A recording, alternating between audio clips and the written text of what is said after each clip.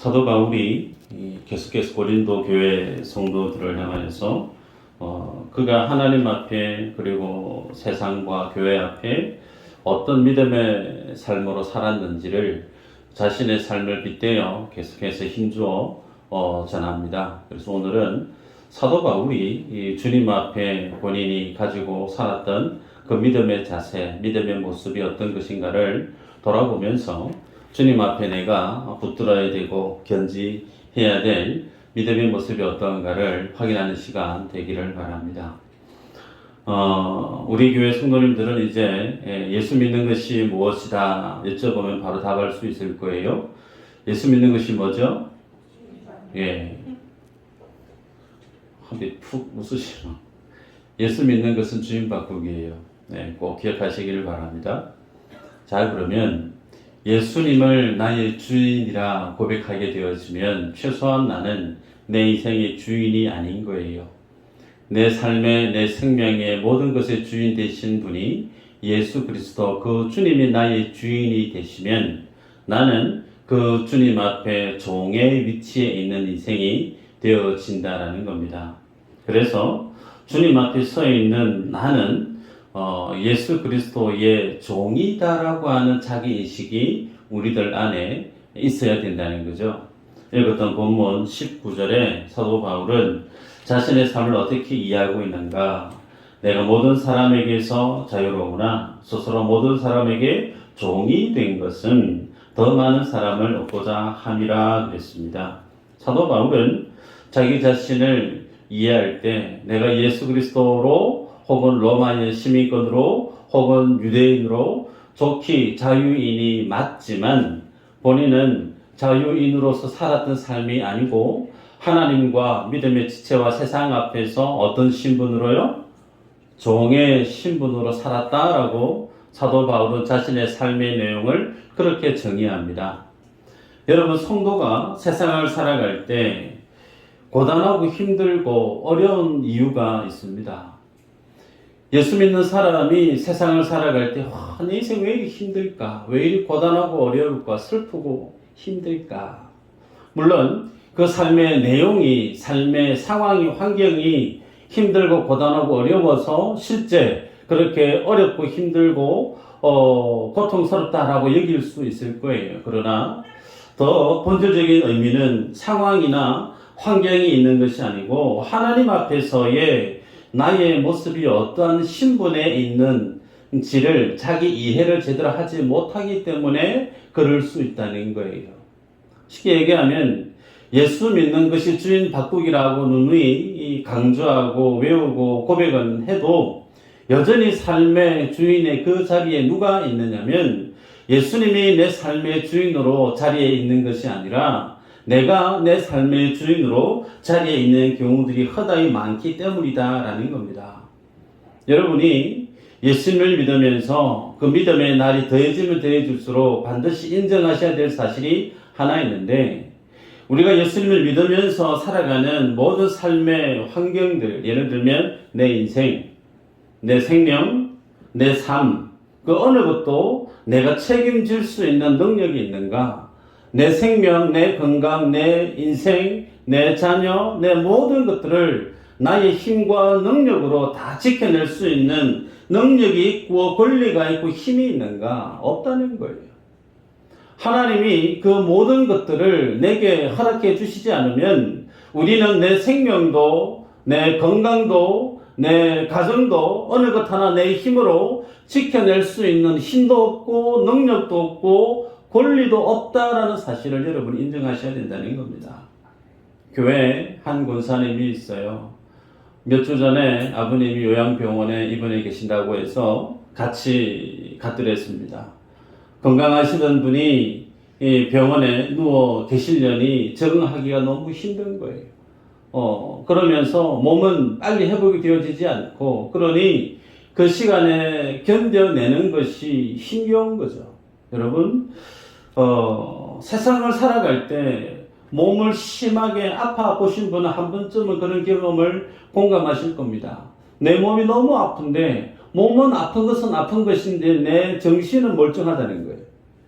내 생각은 멀쩡하고 내 마음과 정신은 멀쩡한데 내 생각대로 내 마음대로 내 육신이 몸이 움직여지지 않는 거예요. 정상적인 컨디션으로 회복이 되지 않는 거예요. 그럴 때 뭘 느끼느냐면 야, 나라고 하는 사람이 이 뼈와 고기로 덩어리로 되어져 있는 이 육체에 갇혀 있구나.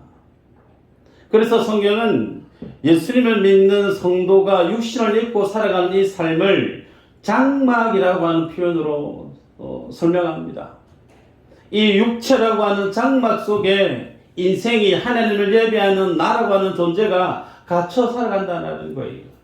여러분, 우리가 세상을 살아가면서 내가 모든 것을 책임을 지고 감당할 수 있다라고 여기며 살아갈 때가 참 많습니다. 그 안에 내 건강도 포함되고 내 인생도 포함되고 내 모든 삶의 내용도 마찬가지입니다. 그런데 살아보면 살아볼수록 내가 책임질 수 있는 것들이 아무것도 없다라는 것을 여러분이 고백하게 될 겁니다.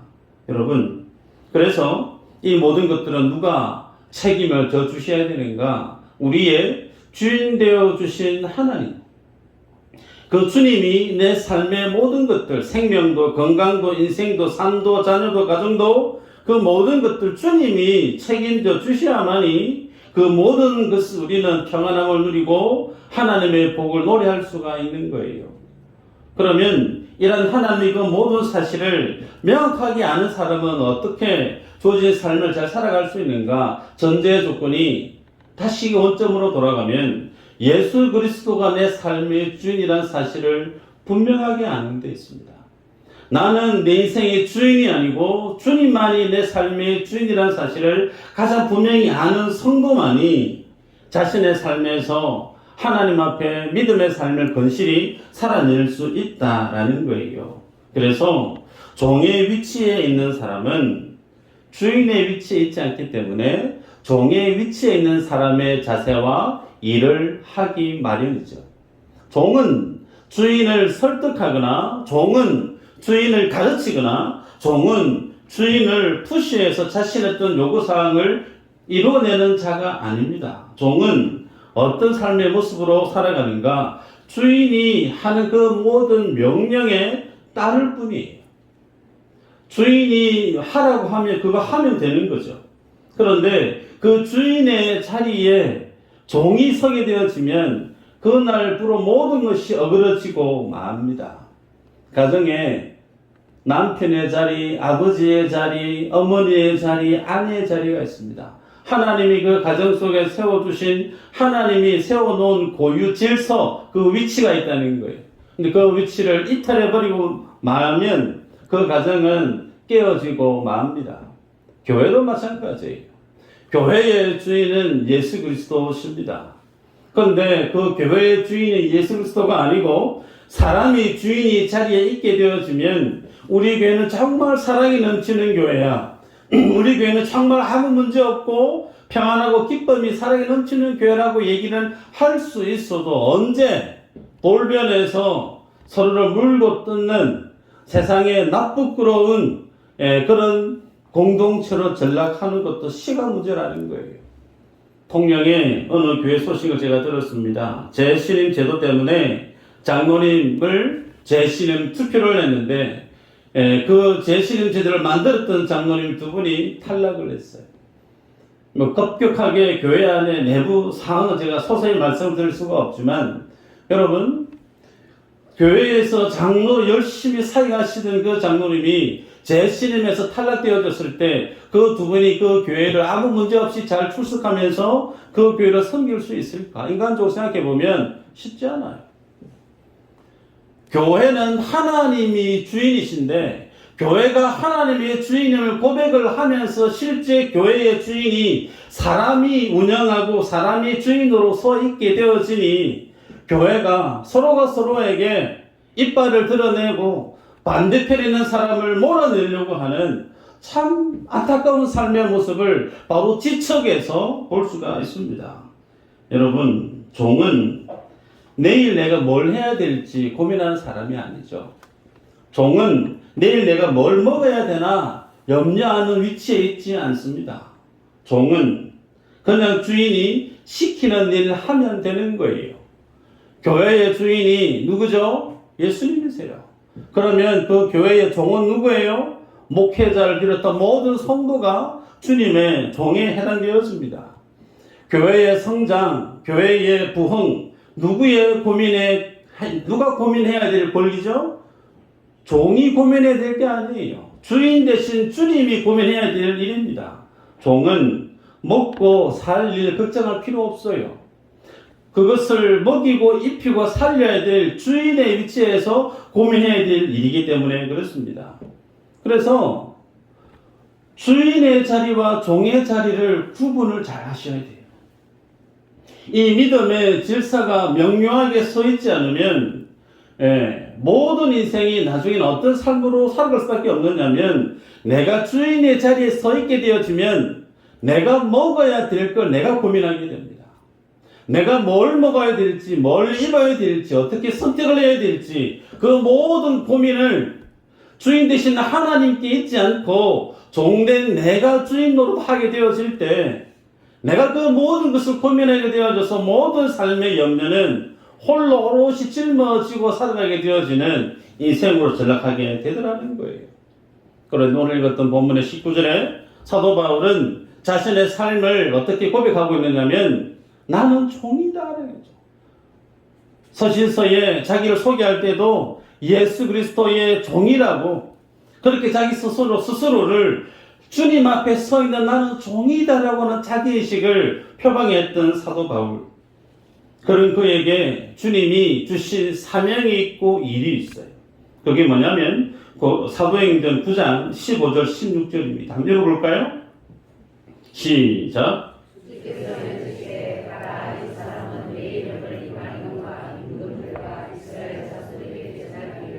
택한 나의 그릇이라. 그가 내 이름을 위하여 얼마나 고난을 받아야 할 것을 내가 그에게 보이리라 하시니. 아멘. 사도 바울을 오늘 주일 오후 예배 때 본문이 사울을 부르시는 하나님의 모습을 보게 되어지는데, 사울을 주님이 왜 불렀는가? 이방인과 임금들과 유대인들에게 주의 복음을 전하기 위해서 주님이 택한 그릇이라고 주님이 사도 바울을 그렇게 명명하십니다.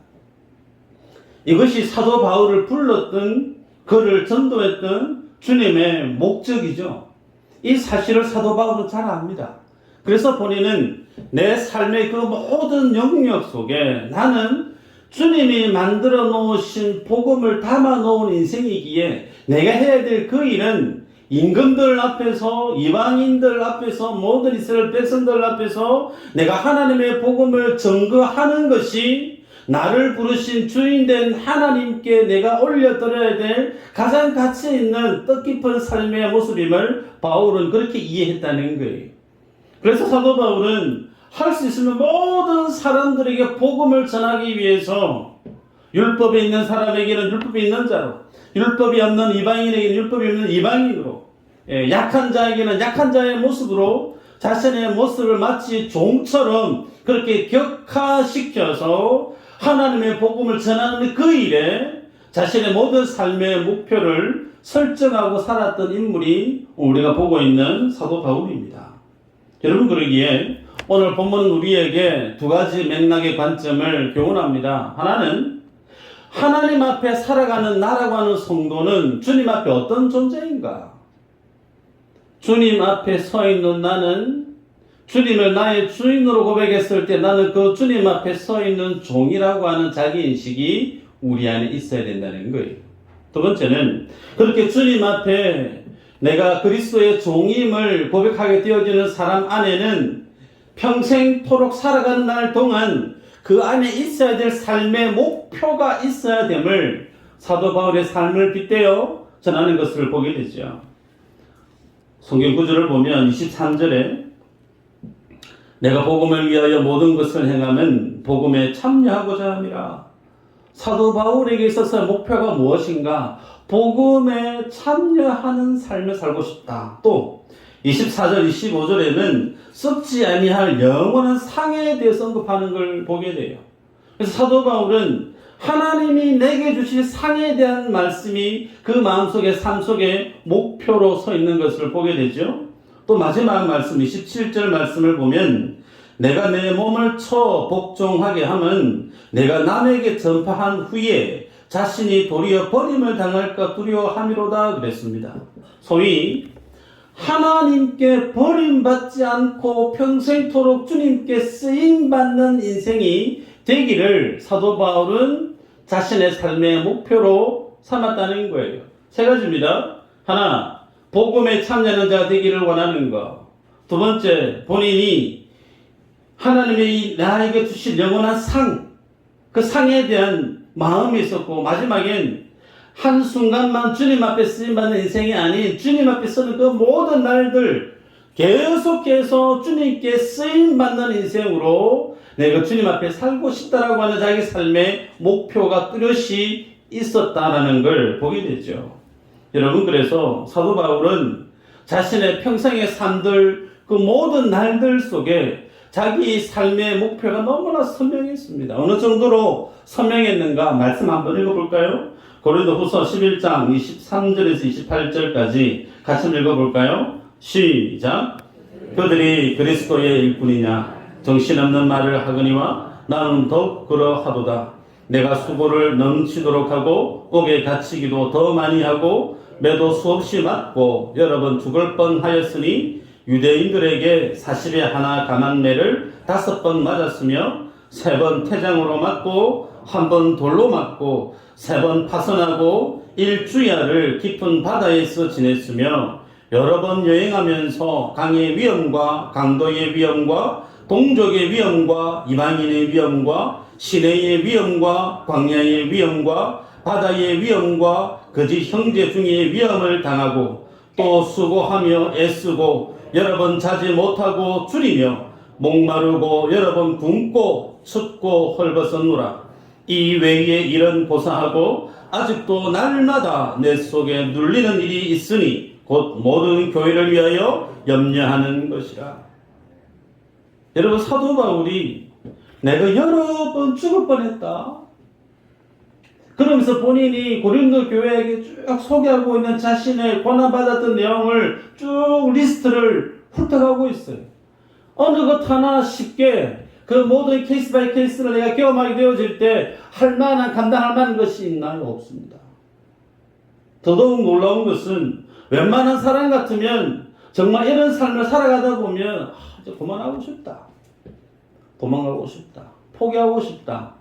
내가 왜 이런 고생을 사서 해야 되지? 자기 어떤 연민에 빠져서 자기 어떤 힘겨움에 모든 것을 다 내려놓고 도망치고 싶을 마음도 있는데, 그죠? 그런데 바울이 어떤 고백을 합니까? 27절에 보면 도리어 하나님 앞에 내가 버림을 당할 것 두려워한다라고 얘기해요. 여러분, 사도 바울이 왜 이런 삶을 살았을까요? 예수 그리스도의 종으로 사는 것도 아무 고난 없이 사는 것도 만만치 않은데 죽을 고비를 이렇게 숱하게 살아가면서 그럼에도 불구하고 자기 마음속에 이런 나를 주님이 나를 버리면 어떡할까? 그렇게 하나님 앞에 두렵고 떨림으로 자신의 사도인 그 삶을 살아갔던 이유가 어디에 있을까라는 거예요. 사도 바울의 삶의 이 내용이 여러분 이해가 되시나요? 이해를 시켜드릴게요. 사도 바울이 살았던 천국 세상의 삶이 오늘 우리가 살아가고 있는 세상의 천국에 대한 이해와 다르기 때문에 그래요. 여러분, 천국 하면 어떤 것이 연상이 됩니까? 천국은 눈물, 괴로움, 아픔, 슬픔, 고통이 아무것도 없는 모든 것이 행복할 수밖에 없는 모든 상황과 환경이 온전해서 완전해서 천국의 삶은 절대적으로 행복할 수밖에 없는 곳. 그래서 천국은 행복한 곳으로 많은 분들이 이해하실 수 있어요. 그런데 사도 바울에게 있어서의 천국은 그와 같지 않습니다. 사도 바울에게 있어서의 천국은 말 그대로 천국이에요. 하나님의 나라입니다. 하나님의 나라, 그 중심에 누가 있어야 되죠? 당연히 하나님이 계셔야 되는 거예요. 근데 그 주님이 계신 곳이면 어디라는 거예요? 그곳이 천국이라는 겁니다. 근데 사도 바울이 감옥에 갔어요. 감옥에 갔는데 감옥에 누가 있느냐? 하나님이 계세요. 배가 파선해서 내가 죽게 될까 살까 앞날을 모르는데 그 한바다 가운데서도 하나님이 자기와 함께함을 바울은 압니다. 동족이 자기를 죽이려 하고 믿었던 사람 자신을 배신하고 떠나고 자신의 모든 삶의 순간순간마다 나 홀로 세상을 살아가는 것이 아니고 내 삶의 모든 순간마다 누가 있었다요? 하나님이 나와 함께하고 있음을 사도 바울은 경험하고 느끼고 확신했다는 거예요. 사도 바울이 믿음이 대단해서 사도 바울이 우리와 특별히 믿음의 DNA가 달라서가 아니라 그 모든 삶의 역경마다 거부할 수 없고 부인할 수 없는 하나님이 나와 함께함을 본인이 분명히 깨닫고 보고 알기에 넉넉히 그 모든 고난들을 이겨낼 수 있었다라는 거예요. 여러분, 상황이 괜찮아서 환경이 불평불만 내놓을 만한 그런 상황이 아니고 완전해서가 천국이 아니에요. 하나님 우리에게 주시는 천국은 상황을 뛰어넘고 환경을 뛰어넘고 여러분 매를 40에 하나에는 매를 5번 맞으면 정상인으로 살아가기 어렵습니다. 허벅지가 너덜너덜해져서 걸을 수도 없어요. 그런 삶을 태장을 몇 번을 맞고 여러분 주일 오후에 스데반의 순교에 대한 스토리를 우리가 앞서 보았습니다. 스데반이 돌 맞아 죽어갈 때 그 죽음의 순간을 저자 누가는 소상하게 마치 묘사하듯이 그리죠. 스데반이 자신을 향해 돌을 던져 죽이는 그 유대인들 향하여서 뭐라고 얘기합니까? 주여 이 죄를 그들에게 돌리지 마옵소서. 마치 예수님이 십자가에 달려 돌아가실 때 자신을 죽이려고 하는 그 모든 유대인들 향해서 주님이 하나님께 기도했던 내용을 같이 하고 있어요. 어떻게 이런 기도를 드릴 수가 있죠? 상황이 괜찮은 건 아닙니다. 자신을 죽이라고 돌을 던지면서 맞아서 머리가 깨져가면서 죽어가고 있는 그런 상황 속에 자신을 정멸하고 자신을 죽이는 그 많은 사람들에게 원망, 불평을 쏟아내도 부족할 그 상황 속에 오히려 그들을 용서하고 축복하는 기도를 할 수 있는 이유 어디 있는가? 스데반이 누구를 봤죠? 하나님의 보좌 우편에서 벌떡 일어서서 자신을 바라보고 있는 예수 그리스도의 모습을 그가 본 거예요. 여러분 원수를 사랑하라. 오른뺨 맞으면 왼뺨 돌려대라. 예수님이 하신 말씀이죠. 이 말씀은 그냥 그렇게 살면 좋다라고 하는 윤리 도덕 수준의 그런 교훈적인 말씀이 아니에요. 원수를 누가 사랑할 수 있고 오른뺨 맞으면 누가 왼뺨을 돌려댈 수 있느냐? 예수 그리스도와 날마다 동행하고 그 주님의 나라를 소유한 자로 살아가는 사람은 원수도 사랑할 수 있는 거예요. 오른뺨을 맞아도 왼뺨을 돌려댈 수가 있는 거예요. 그것이 내 안에 있는 어떤 인격의 수양이 있지 않습니다. 하나님의 나라를 맛보아 하느냐? 예수 그리스도와 지금 동행하고 있느냐? 그리스도와 동행하지 않고 있는 인생은 원수를 어떻게 사랑할 수 있어요? 불가능합니다. 여러분, 사도 바울이 내게 능력 주시는 자 안에서 내가 모든 것을 할 수 있다 고백을 했죠. 내가 모든 것을 할 수 있다는 그 고백에는 그가 예루살렘에 로마에 들어가서 순교를 당하는 그 일 내가 감당할 수 있다는 거예요. 그런데 그 능력이 내게 있는 게 아니라는 거죠. 내게 능력 주시는 자 안에서라고 전제를 달고 있습니다. 바울의 믿음이 특별한 거 아니에요. 바울이 우리보다 훌륭해서가 아니에요. 바울을 붙들고 있는 그 하나님의 은혜가 넉넉히 그 모든 상황을 뛰어넘게 만들고 환경을 뛰어넘게 만드는 내 눈으로 보고 경험하고 인정할 수밖에 없는 하나님의 천국을 매일처럼 경험하고 살았던 바울이기 때문에 자신을 죽이려고 하는 그 사지를 향해서도 믿음으로 홀로 뚜벅뚜벅 걸어갈 수 있는 겁니다. 여러분, 주님이 나와 함께함을 여러분이 믿으세요? 주님이 정말 나와 함께함을 믿고 지금도 내가 주님과 함께 가고 있는 천국을 누리고 있다고 하면 여러분 가난한 것이 문제가 될까요? 지금 주님이 나와 함께하고 있다라고 하는 사실을 믿는 성도가 내 육신에 질병이 있다. 그 질병이 내 삶의 문제가 될까요? 주님이 나와 함께하고 있고 내가 지금 주님의 천국을 지금 경험하고 살아가고 있다라고 하면 지금은 내가 놓여있는 상황이 환경이 답답하고 억울하고 앞이 보이지 않는 암울한 삶의 모습이라 할지라도 하나님이 내게 주신 천국의 기쁨을 잃어버릴 만큼의 영향력이 있을까요? 없습니다. 하나님의 나라는 마치 그와 같아요. 상황을 뛰어넘고 환경을 뛰어넘어요. 그래서 천국이 주는 기쁨을 맛보아야 되고 예수가 주는 생명의 권세를 맛보아 아셔야 되는 거예요. 그걸 모르면, 그걸 맛보아 경험하지 못하면 우리는 하나님의 나라가 아닌 상황을 붙들게 돼요. 하나님을 붙들지 않고 환경을 붙들게 되어져요. 그것이 뭐라고요? 내가 주인의 자리에 앉아 있다라고 하는 반증입니다. 종은 상황에 대해서 고민할 필요가 없어요. 주인이 시키는 것에 따라 살아가면 되는 거예요. 사도 바울은 그 삶을 자신의 위치를 너무나 잘 알고 주인 대신 주님 앞에 묵묵히 그 자신의 믿음의 삶을 살아냈다는 겁니다.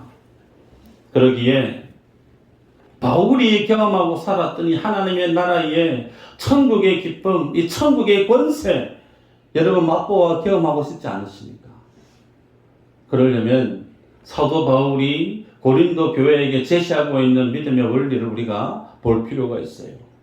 성경에는, 읽었던 본문에는 사도 바울이 달리기, 그 다음에 권투와 관련된 내용을 자신의 삶을 빗대어 비유하고 설명하는 걸 보게 되죠.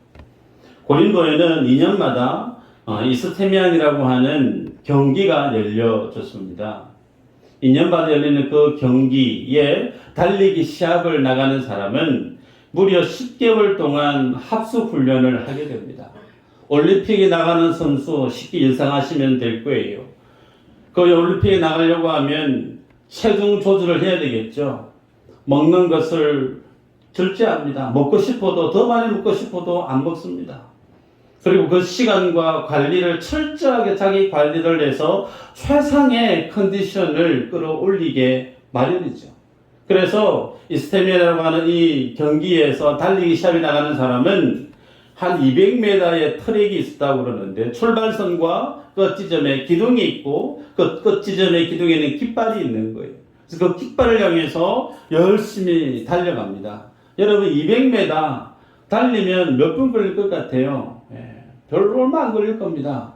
그 짧게 시작하면 금방 끝나는 그 짧은 시간을 준비하기 위해서 거의 한 1년이라고 하는 시간 가까이를 선수들은 자기 절제를 하며 그렇게 살아가요. 그럼 그렇게 10개월이 넘는 기간 동안 그 달리기 시합을 나가는 많은 사람들이 그렇게 자기가 먹고 싶은 거 혹은 이성을 만나지도 않고 긍정적인 그 삶을 살아냈던 이유가 어디에 있는가? 1등하게 되어지면 그 사람에게 주어지는 월계관이 있거든요. 월계에서 나무 잎사귀로 만들어준 월계관이 있어요. 그건 그 사람에게 주어지는 명예죠. 근데 그 월계관이 영원토록 푸를까요? 일주일만 지나면 시들어서 냄새나서 벌레가 꼬여서 버려야 되는 거예요. 권투 마찬가지입니다. 권투, 세스투스라고 하는 새로 된 그런 어떤 장갑을 끼고 어떨 때는 상대방이 죽을 때까지 그렇게 권투 시합을 했답니다. 그런데 그 권투 시합을 하는 부분에 있어서 사도 바울이 자신의 삶을 나는 그렇게 생명을 걸고 권투 시합하는 선수와 같이 뛴다 그렇게 얘기하면서 비유하면서 27절에 이렇게 얘기합니다. 내가 내 몸을 쳐 복종하게 한다. 여기서 몸을 치다라고 하는 말이 뭐냐면 눈 아래를 친다 그 뜻이에요. 여러분 권투를 해보신 분은 아실 텐데 상대방을 다운을 시키려고 하면 어떻게 해야 되죠? 뭐가 가장 중요할까요? 펀치력. 한 번만 막 치면 뭐 떨어지는 펀치력 물론 있으면 좋죠. 빠른 어떤 순발력 물론 좋아요. 그런데 뭐가 제일 중요하냐 하면 눈이 제일 중요해요. 상대방이 몸을 움직이는 모션을 보고 주먹이 언제 나올지 그것을 보고 내가 어떻게 방어해야 되고 어떻게 피해야 될지 그 모든 과정을 해석하고 판단하고 대처하려고 하면 눈이 제일 중요한 거예요. 그래서 권투 선수들은 상대방을 가장 먼저 다운시키려고 하면 눈 주위를 공격을 하게 되어집니다. 잘 못 보게 되어진단 말이에요. 그러면 쉽게 다운을 하게 된다는 겁니다. 그런데 사도 바울이 자신의 삶을 마치 생명 걸고 그렇게 피가 튀기는 권투 시합에 뛰고 있는 선수처럼 자신의 삶을 비유하는데 사도 바울이 누구를 친다고요? 세상을, 다른 사람을 치는 것이 아니고 자기 자신을 쳐 죽게 복종한다라고 얘기를 하고 있습니다. 자기가 자기 눈을 친다는 거예요. 비유하면 여러분, 신앙의 권투 시합은 하나님만을 바라봐야 된다는 거예요. 하나님만을 바라보기 위해서는 어떻게 해야 되냐면 자기가 자기 몸을 쳐서 자기 눈이 하나님이 아닌 다른 것에 향하지 않도록 자기를 쳐서 죽게 복종하는 그 일을 바울은 하나님이 자기에게 주신 그 목표를 달성하기 위해서 그 과정 속에 쉼없이 그 삶을 살아가고 있다라고 얘기합니다. 여러분, 썩어 일주일 있으면 버릴 월계관, 세상이 주는 명예를 위해서도 세상 사람들은 10개월이 넘는 그 기간을 자기가 절제하며 세상이 주는 그 목표를 향해 열심히 달려간다라고 하면 예수의 생명을 지닌 영원한 하나님의 상을 바라보는 믿음의 사람이 이 땅 가운데 살아갈 때 자기 절제를 해야 되는 삶은 두말할 필요가 없을 거예요. 그런데 고린도 교회 성도들은 그러지 않았다라는 겁니다. 나는 예수님을 믿고 나는 진리를 다 안다. 그러기에 나는 절제할 필요 없이 먹고 싶은 거 마음대로 먹었다라는 거예요. 우상하게 들어진 재물이든 그 무엇이든 나는 모든 다 알기에 절제할 필요 없다라고. 사도 바울이 살았던 삶의 모습과 고린도 교회 성도들이 살았던 삶의 모습에 차이가 뭐가 있느냐? 바울에게는 하나님이 그에게 주신 목표가 있는 거예요. 목표가 있으니 자기 절제가 뒤따라오더라는 겁니다. 그런데 고린도 교회 성도들은 그들에게 목표가 없는 거예요. 그러니 절제해야 될 이유가 없는 거죠. 그걸 지금 사도 바울은 비유해서 말하고 있습니다. 여러분, 그러기에 27절에 자기 몸을 쳐서 죽게 복종하러 만들고자 하는 그 이유가 어디 있나? 보니까 내가 남에게 전파한 후에 자기가 도리어 버림이 될까 두렵다라고 얘기해요. 내가 복음 전한다고 막 핍박받고 고난받고 그렇게 열심히 헌신했는데 나중에 하나님 앞에 섰을 때 너는 아닌 것 같다. 너는 왜 하나님께 버림을 받는 것이 그에게 두려웠다라는 거예요. 여러분, 사도 바울이 다시 말씀하지만 그의 믿음이 우리보다 너무 특별한 그거 아니에요. 사도 바울도 눈을 떠서 보면 세상이 좋아 보이는 거예요. 조금만 마음을 주님 앞에 다잡지 않으면 세상의 이생의 안목에 그 모든 자랑거리들, 정욕에 해당되는 그 모든 것들이 자기 마음에 여지없이 밀려 들어오는 것을 본인이 어떻게 할 수가 없는 거죠.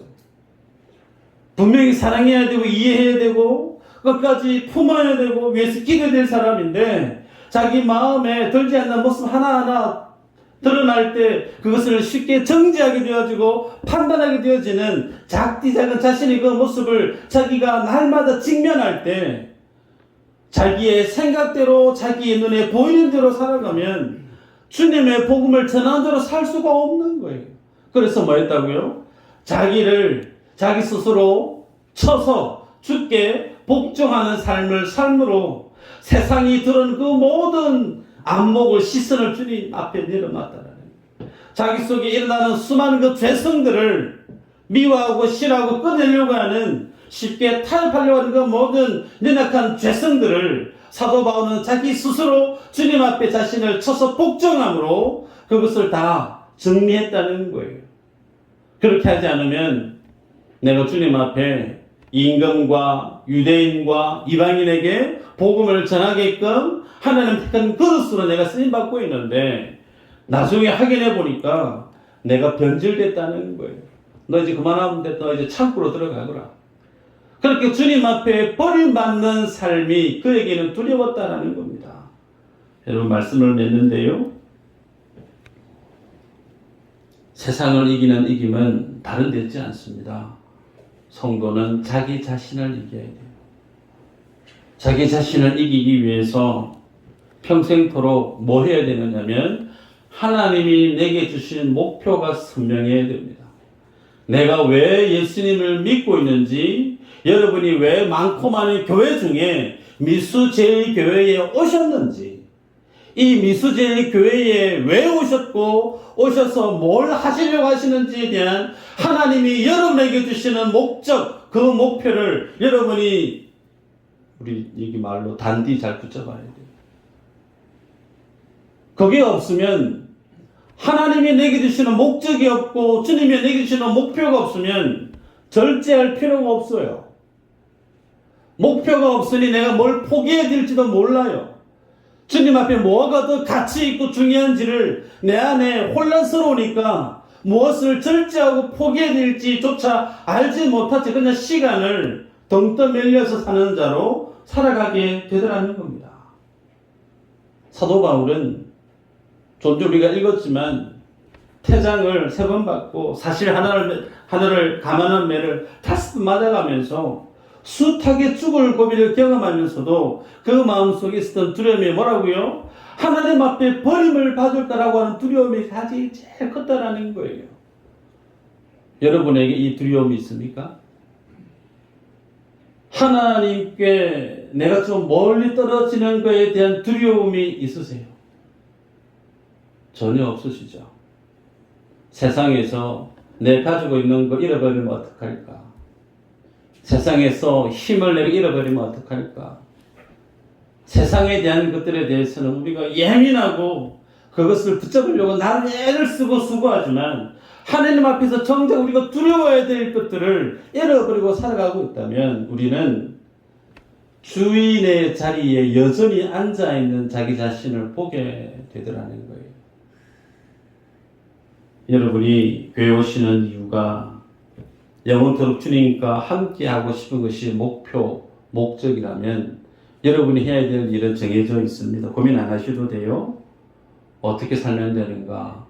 주님 앞에 내가 종이다라고 하는 사실을 인정하시는데 그 종은 주인이 내게 주신 목표가 있고 목적이 있습니다. 거기에 어떻게 해요? 절제하면서 나를 하나님의 그 말씀 앞에 쳐서 복종하고 그 주님이 내게 원하시는 목표를 이루기 위해서 날마다 하나님을 두려워하면서 주님 앞에 그 믿음의 삶을 살아가면 되는 거예요. 주님 앞에 서 있는 나의 종된 이 위치를 모르는 사람은